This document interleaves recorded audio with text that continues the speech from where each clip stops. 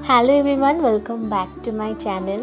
কাল ছিল mother's day, তোমরা সবাই জানো। আর কালকের দিনটা কিন্তু সবাই সবার মাকে নিয়ে খুব স্পেশালভাবে কাটিয়েছে। আর হ্যাঁ, আমিও কিন্তু কালকের দিনটা প্রতি বছরের তুলনায় এবছর কিন্তু একটু বেশি স্পেশাল করে কাটানোর চেষ্টা করেছি।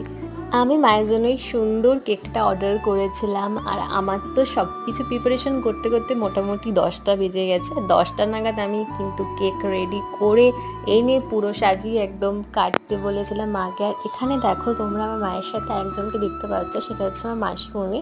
আর ওকেও আমি কিন্তু মায়ের মতনই ভালোবাসি সে ছোটোর থেকেই। ওর আমার বন্ডিংটা কিন্তু বেশ ভালো, অনেকটা বন্ধুর মতন।